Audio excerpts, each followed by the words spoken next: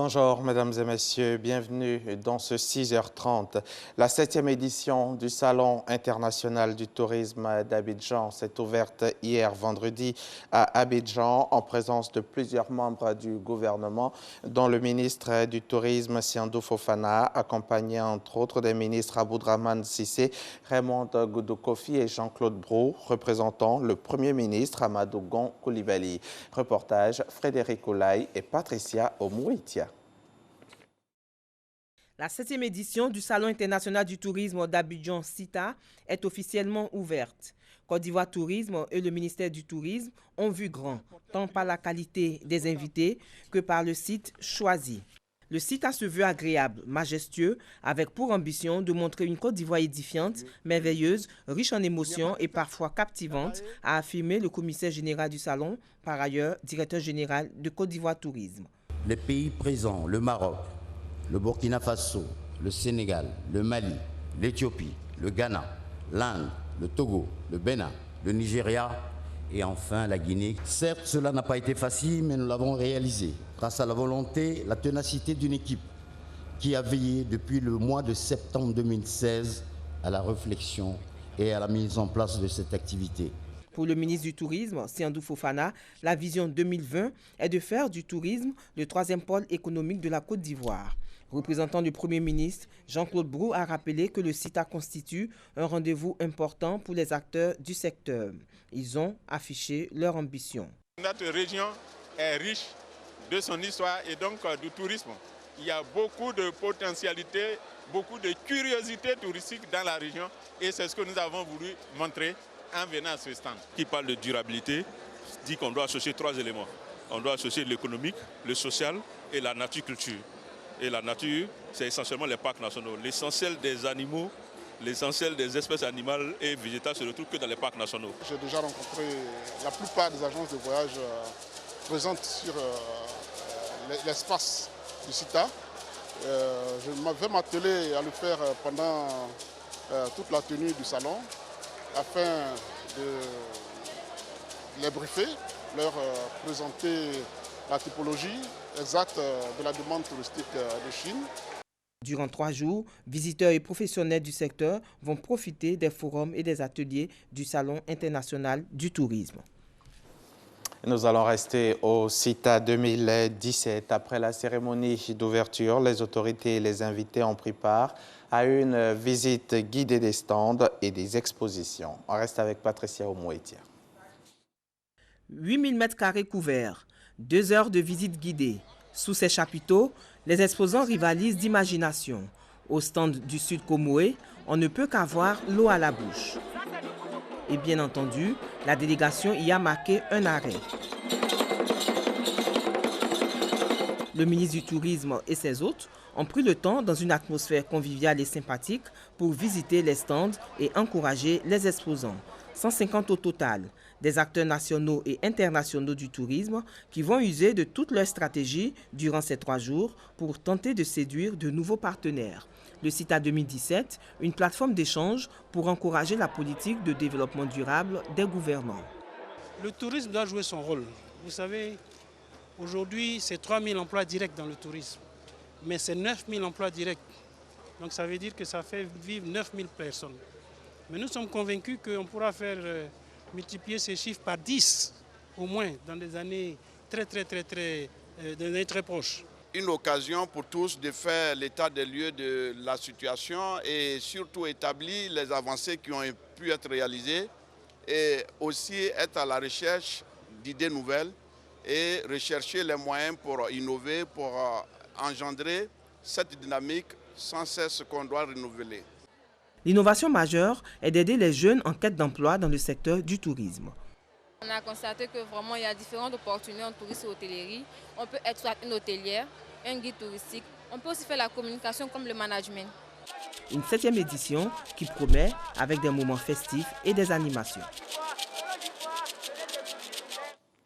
Abidjan et ses environs regorgent de nombreux attraits touristiques, parmi lesquels le jardin botanique de Bingerville, l'île Boulet et la baie des Milliardaires. Nous nous sommes intéressés au parc national du Banco et au manguier centenaire de Grand Bassam. Le parc national du Banco ou la forêt du Banco attire les touristes qui viennent profiter de la fraîcheur du sous-bois et des manguiers pas comme les autres. Il s'agit des manguiers centenaires donc de Grand Bassam. On en parle avec Malika Koulibaly. Des racines ont bien planté au sol. Plus d'un siècle de vie pour ces manguiers centenaires de Grand Bassam, plantés en 1900 et bien visibles encore au quartier France Boulevard Alassane Ouattara. Ces arbres centenaires produisent 2 fois l'année à la différence des manguiers ordinaires. On peut y prendre de l'air frais grâce à la disposition de ces arbres qui ont résisté au temps. Aujourd'hui, ces manguiers attirent plusieurs visiteurs, mais malheureusement, certains individus tentent de détruire ces plantes en leur arrachant l'écorce. En ce qui concerne les manguiers centenaires, ils rentrent dans ce qu'on appelle les valeurs qui ont présidé à l'inscription de la ville historique de Grand Bassam. Déjà, quand on rentre au niveau de la ville historique, ces manguiers centenaires frappent. Voilà. Et on voit les verdures.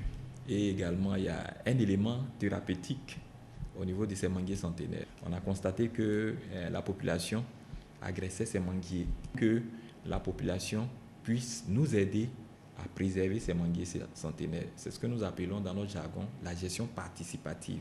Autre attrait touristique de la région des Lagunes et environ, le parc national du Banco, une forêt située en plein cœur d'Abidjan. Cette forêt, autrefois réputée dangereuse, est devenue aujourd'hui attractive. Les touristes y viennent pour profiter du sous-bois. Les touristes, nous les recevons, des touristes venant de plusieurs continents, aussi bien des nationaux, mais la plupart de nos touristes sont des Occidentaux, des Européens, aussi bien aussi des Asiatiques, des Américains. Et ils ont confiance, ils connaissent le Banco et quand ils viennent, on fait le circuit classique avec eux, le circuit de l'explorateur qui nous conduit assez souvent de l'école forestière à l'arboretum que vous avez vu. Vous avez également l'arbre, le Kosipo, qui est un arbre qui a été daté à plus de 500 ans. Vous avez un aïelé non loin d'ici qui est daté à plus de 200 ans. Le cadre touristique s'offre aussi à la recherche. Dans cette forêt du Banco, nous rencontrons des scientifiques britanniques venus faire des recherches sur les papillons. Il y a aussi ces jeunes étudiants en stage d'apprentissage en ressources halieutiques. Nous sommes une équipe des chercheurs du Muséum d'histoire naturelle de Londres, des chercheurs sur les papillons. Moi, je suis presque sûre que j'ai déjà trouvé des espèces nouvelles. Dans ma groupe spéciale, les cantharidés, qui sont très, très mal connus ici en Afrique de l'Ouest, j'ai déjà récolté plusieurs espèces d'un genre qui n'est connu que dans les collections des musées. Au Banco, pas besoin de s'inquiéter côté sécurité, en témoigne la présence des forces de l'ordre. Nous avons un effectif qui compose la brigade fixe, qui est composé d'un effectif d'éléments dont vous voyez certains qui sont en ma compagnie, qui constitue la première équipe d'intervention et de sécurisation du parc. Et ajouté à cela, nous avons la brigade mobile de la zone sud qui nous apporte son appui pour la sécurisation du parc national du Banco. En plein cœur de cette végétation luxuriante, une école forestière. Elle date de 1930. Le visiteur peut également découvrir une ferme piscicole et la Maison de la Nature qui est un centre d'éducation environnementale. Voilà pour le chapitre tourisme en Côte d'Ivoire. Autre chose à présent, 28 chefs d'entreprise représentant plus de 60 000 salariés en Côte d'Ivoire s'engagent pour une charte de la diversité. Charte destinée à lutter contre toute forme de discrimination au sein des sociétés. La cérémonie de signature de cette charte a été présidée par le vice-président Daniel Kablan-Duncan. Jérôme Kofi Abolin. Tout se passe à peu près comme dans une salle de classe. Les signataires de la charte diversité en entreprise en Côte d'Ivoire se succèdent au tableau pourri apposé à l'endroit où sont marqués les noms de leurs structures respectives, leurs signatures. Après quoi, chaque personnalité avec en main un spécimen en format A3 reçoit les félicitations du vice-président Daniel Kablan-Duncan. Au nom de ces chefs d'entreprise ou de leurs représentants, Mme Kadiatou Sissoko, responsable du projet Diversité et RSA Paris, prend l'engagement de faire respecter les principes de la dite charte, lesquels principes s'accommodant avec ce que l'on peut appeler une réelle communauté de vision sociétale dans tous les secteurs d'activité. C'est l'occasion, en ce qui concerne le DG de la SODECI, de souligner l'utilité d'une telle pratique au sein de sa société pour avoir servi à faire face à la situation vécue pendant la crise dans les zones CNO. Comment nous y sommes parvenus? Tout simplement en réussissant à convaincre nos collaborateurs originaires de cette zone CNO, n'est-ce pas, d'exercer dans ces zones où il y avait une insécurité totale. Et Dieu merci, nous avions en notre sein un nombre relativement important de ces collaborateurs qui ont accepté bénévolement d'aller fournir de l'eau potable à leurs frères, à leurs parents restés dans ces zones malgré l'insécurité. Distribuer de l'eau, c'est faire appel à de nombreux métiers. Nous en avons près d'une trentaine à la SODECI. Et évidemment, c'est une manière pour nous aussi de promouvoir justement la diversité, s'appuyant sur la diversité d'origine en matière de formation, également en matière de talent. En signant cette charte, les entreprises ivoiriennes s'engagent à lutter contre toute forme de discrimination et faire triompher l'égalité des chances et d'éthique. Pour le vice-président Daniel Kablan-Duncan, le gouvernement ivoirien, sous la houlette du président Alassane Ouattara, qui a pleinement conscience de cette question discriminatoire, ne peut que saluer l'initiative prise par ces sociétés. La question de la diversité et des discriminations a toujours été au cœur de nos sociétés tout au long de l'histoire humaine.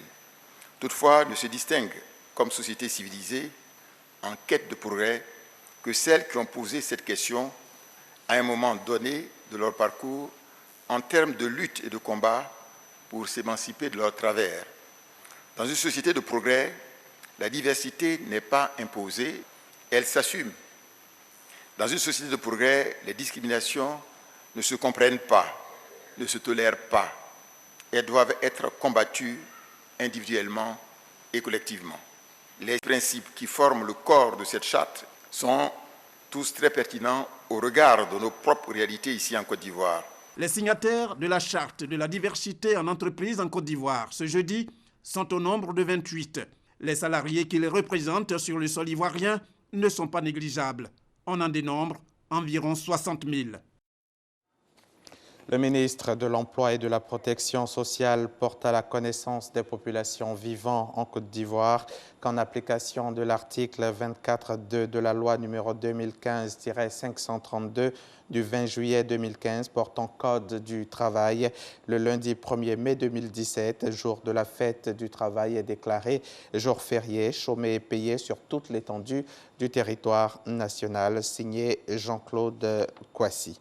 L'actualité internationale en bref. En RDC, 165 organisations congolaises de la société civile et de défense des droits humains appellent à une enquête internationale indépendante sur les violations massives des droits de l'homme dans les provinces des Kasaï, Kasaï centrale, Kasaï orientale et Lomami. Des crimes qui mettent en cause les forces gouvernementales et les miliciens du chef coutumier Kamouina Onsapo.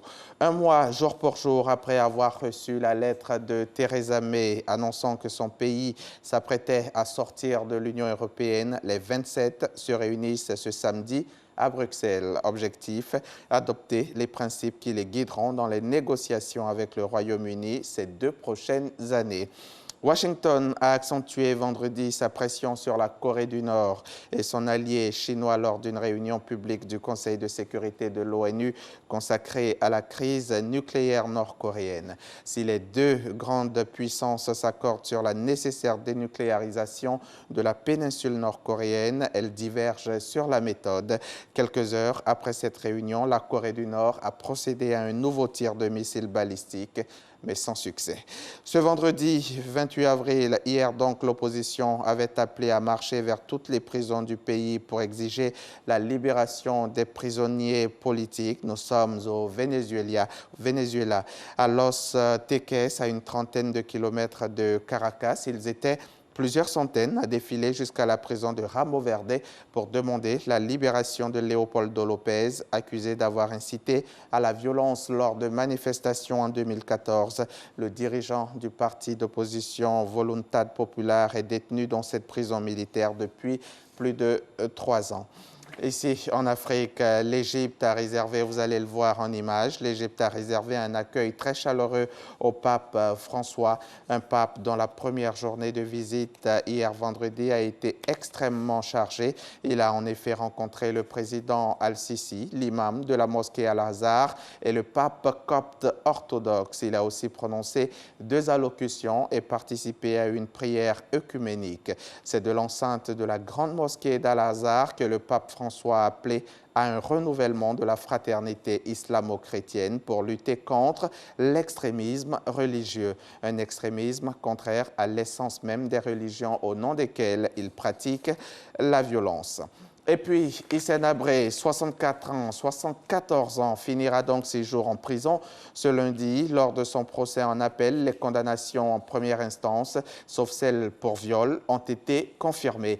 L'ex-président tchadien jugé pour son règne absolu sur le Tchad entre 1982 et 1990 est donc définitivement condamné à la prison à perpétuité pour crimes de guerre, crimes contre l'humanité et actes de torture. Ce dossier judiciaire clos, aucun recours n'est possible. Se pose désormais la question des réparations pour les victimes dont la répression a fait environ 40 000 morts. C'est la fin de ce journal. Bon samedi sur la chaîne qui rassemble.